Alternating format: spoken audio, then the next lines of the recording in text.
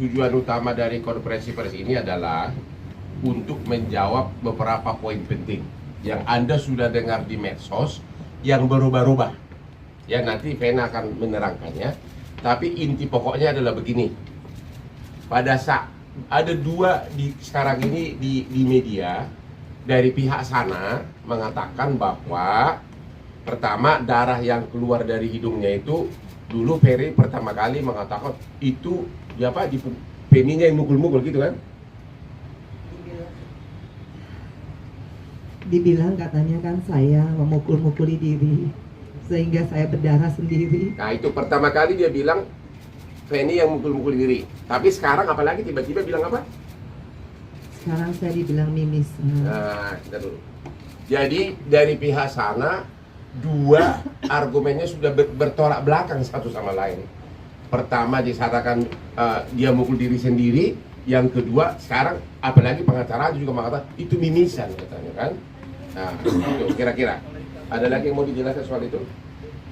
Gak ada. Khusus itu dulu biar topiknya ini menarik gitu loh. Apa? To the point. Ada nggak pertanyaan soal itu?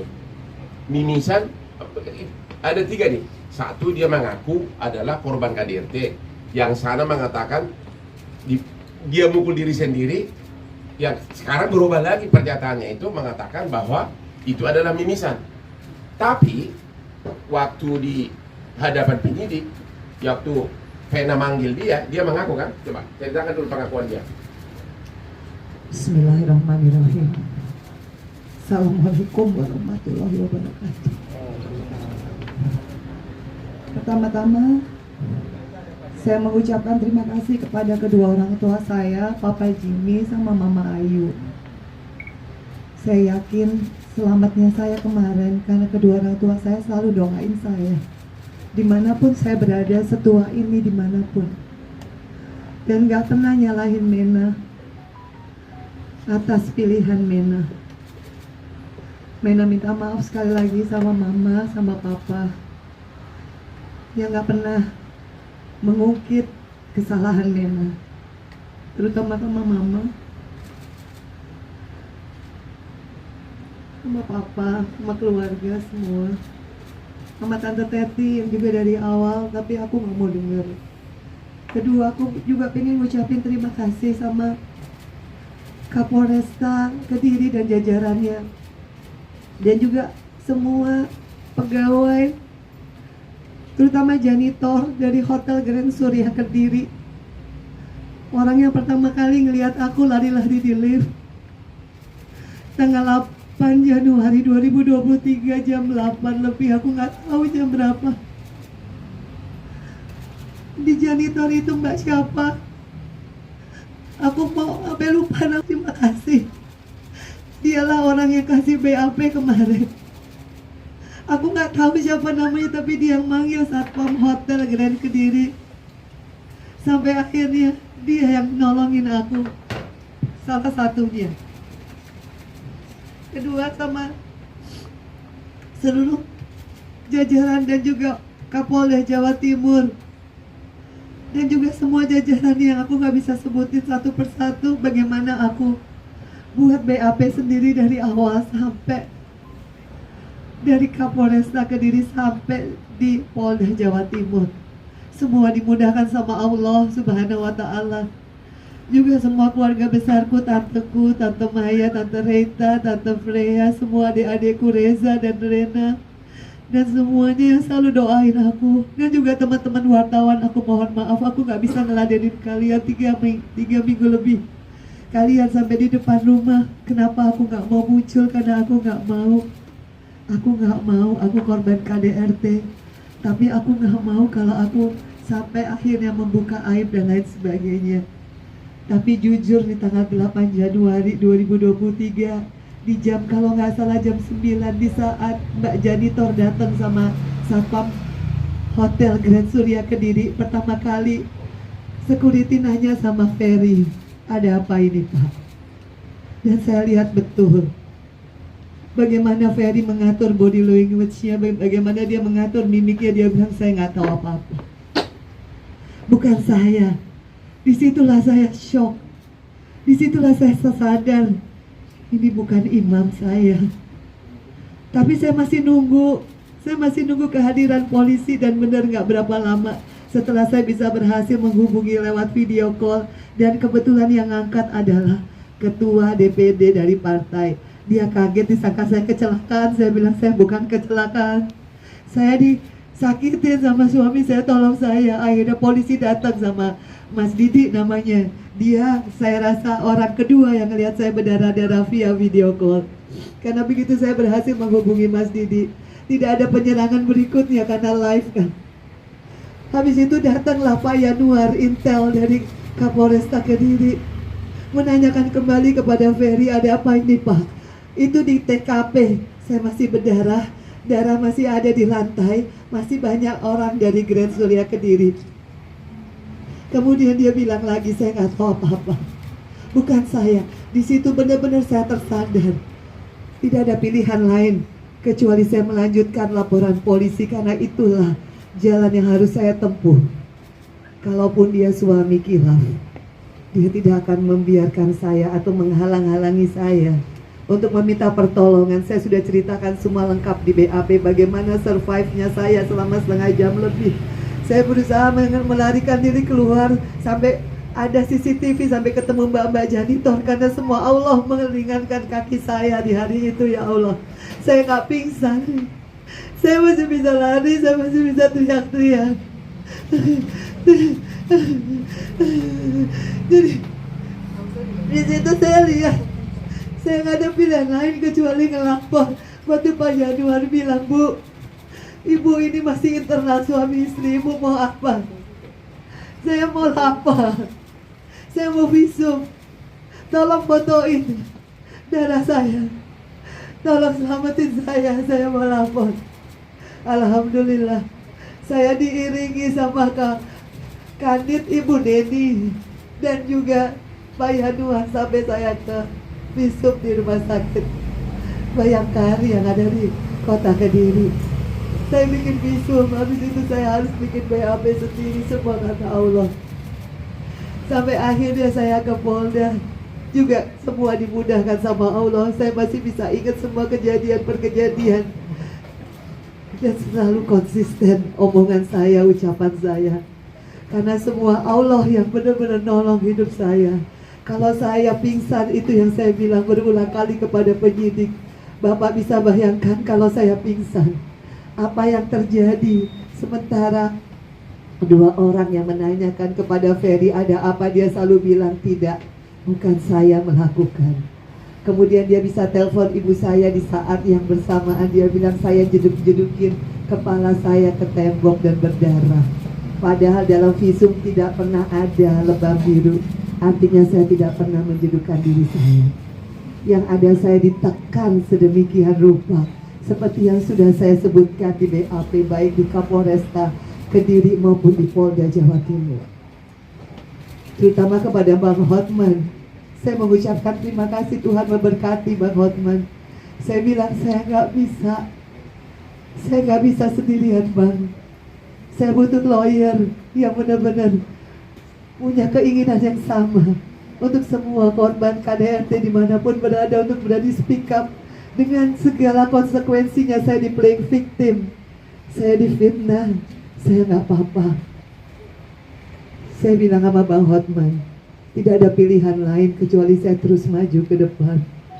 Saya juga selalu bilang sama anak-anak saya, Feral, Atala, Fania terutama yang lagi sekolah, nggak perlu malu nak, Mama mengungkapkan ini, karena sudah ada tidak ada pilihan lain kecuali saya speak up. Itu yang terjadi sama diri saya. Dan jujur Bang, saya tidak pernah sakit hati, saya tidak pernah menyalahkan keluarga Ferry, karena saya maklum selama Ferry Irawan tidak pernah berkata jujur, selama itu pula keluarganya juga akan bingung. Itu sudah sangat normal. Makanya saya waktu Bang Hotman tanya kapan Ferry mengaku bersalah, dia buat video di saat dia ditahan di Polres Kediri.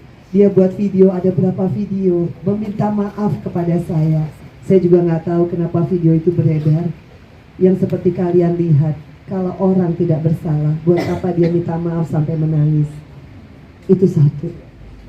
Kedua, pada saat saya bikin BAP di Polda Jawa Timur, Pak Suwancono sebagai kanit memfasilitasi kami berdua karena Ferry minta maaf sama saya. Saya tanya, apa minta maafnya? Atas perbuatan apa dia minta maaf? Kemudian dia tiba-tiba bersujud. Ada 10 orang di dalam ruangan itu kalau nggak salah. Ada Pak Suwancono sebagai kanit Polda Jawa Timur, ada Ibu Mas Cita yang buat BAP, ada Atala di depan saya, ada semua polisi itu di ruangan kanit. Dia bersimpuh, kemudian dia bilang, jadi bukan saya sendiri yang mendengarkan, boleh ditanya orang yang masih hidup semua. Pertama kali Ferry bilang, Mena, Abi orang kecil, Abi orang miskin, maafin Abi. Langsung saya bilang, Abi nggak ada hubungannya sama miskin dan kecil, karena saya tidak pernah melihat itu. Abi akui, Abi sering meeting saya, sampai saya sakit tulang rusuknya. Ngaku nggak Abi? Saya nggak bisa ngerekam karena di Polda tidak boleh ada handphone. Ngaku nggak Abi? Kalau Abi nggak ngaku kita nggak usah ngomong. Kemudian dia mengaku, iya, Abi akui. Saya tanya sama Pak Yanuar, dengar Pak Yanuar? Semua dengar? Iya. Kedua, Abi akui, Abi sering bekap saya sampai saya nggak bisa napas, sampai saya harus begini, kayak orang smackdown. Tolong, saya udah hilang napas. Baru dia lepas, Abi akuin itu. Dia diem, iya saya akui. Pak Suwancono ngaku yang kedua. Yang ketiga, Abi akui kalau Abi tanggal 8 Januari pas kita berantem, Abi angkat, Abi dorong saya, Abi tindih badan saya sehingga saya nggak bisa bergerak kaki saya. Abi pegang tangan saya, itu semua di BAP sudah saya reka ulang sama Polwan di sana. Kemudian Abi tekan kepala saya, Abi kunci dengan jidat Abi squeeze. Dari kalau hitungan 1, 2, 3, 4, 5 segitu sakit, bukan benturan dihit sekali, bukan. Sampai saya lihat atap dari yang putih warnanya tembok sampai hitam karena sakit. Sampai saya bilang, Abi ini kayaknya tulang hidung saya geser atau patah, Abi tolong. Baru dia lepas. Setelah dia lepas saya berdiri. Pertama yang saya rasakan hangat dan kemudian darah begitu mengocor keluar seperti air bah. Saya juga itu bukan mimisan sama sekali. Makanya sampai ke lantai, sampai ke handuk, sampai ke kaos yang saya pakai manset, sampai ke spray. Alhamdulillah saya sudah diambil DNA darah saya. Setelah selesai saya diopname 4 hari di Mitra Keluarga Surabaya. Disamakan DNA saya. Jadi yang di lantai darah saya, yang di kaos, yang di handuk, yang di semua itu darah saya. Allah Maha Baik. Sampai di titik ini saya dimudahkan semua. Allah Maha Baik. Sampai di titik ini saya belajar. Daripada saya terpuruk, saya bilang sama Bang Hotman, Bang, saya maknai ketentuan Allah ini. Saya nggak mau bilang musibah. Saya maknai ketentuan Allah ini sebagai kontribusi saya ke depan kepada semua perempuan dimanapun kalian berada yang mengalami KDRT, baik fisik, psikis, seksual, harassment, atau apapun, penelantaran ekonomi, atau apapun namanya. Saya baru baca undang-undang PKDRT nomor 23 kalau nggak salah tahun 2004. Saya baca sekarang, saya maknai sekarang kalau kita harus speak up. Dari speak up kita jalani proses hukumnya. Saya tidak pernah menyalahkan keluarga Ferry kalau mereka salah paham terhadap apa yang saya alami, karena mereka tidak ada di TKP. Tapi yang saya pahami, Allah tidak pernah tidur. Kenapa saya selamat? Karena Allah mau saya mengungkapkan ini. Karena Allah mau saya harus berjuang demi keadilan saya. Karena pada saat saya lari-lari itu 30 menit, hanya Allah yang ada di samping saya. Seperti itu Bang Hotman. Berkali-kali saya cerita ini. tidak akan pernah berbeda urutannya, karena itu yang saya alami. Jadi semua tergantung Ferry Irawan. Kalau dia suami yang masih punya hati nurani, dia suami yang khilaf, dia akan minta maaf dari awal, dan keluarganya pun akan mengerti dari awal. Tapi kalau sudah sampai di titik ini, saya di playing victim, buat saya nggak masalah, karena saya tahu Polda, polisi adalah orang-orang yang sangat capable dan profesional untuk menentukan seseorang menjadi tersangka, kemudian ditahan. Kalau syarat objektifnya tidak terpenuhi, tidak mungkin. Jadi bismillahirrahmanirrahim. Sekali lagi buat keluarga saya, mohon doanya mama, terus sama Mena, papa, Reza, Rena, semua tante saya, Bang Hotman. Saya nggak bisa balas. Saya cuma minta teman-teman wartawan, ini adalah preskon saya pertama dan yang terakhir, karena saya tidak pernah mau suuzon terhadap siapapun, apalagi Ibunda Ferry yang saya hormati, adik-adiknya. Saya tidak pernah ada masalah pribadi sama sekali. Saya menyayangi mereka lebih dari ada apapun, sama seperti saya menyayangi keluarga saya. Begitupun kepada Ferry Irawan, imam yang selama ini saya banggakan, yang saya hormati. Tapi pada saat 8 Januari 2 kali dia berbohong, baik itu kepada Satpam Hotel Grand Surya, kemudian kepada polisi, bagi saya fix dia bukan orang yang punya hati nurani, bukan suami yang bertanggung jawab. Tidak ada pilihan lain kecuali saya maju memproses secara hukum, biar nanti pengadilan yang akan menentukan hukumannya. Itu aja teman-teman wartawan. Terima kasih atas semuanya. Kalian profesional, sudah selalu mengawal kasus ini, dan saya rasa insya Allah kita harus kawal ini bersama-sama. Terima kasih. Wassalamualaikum warahmatullahi wabarakatuh.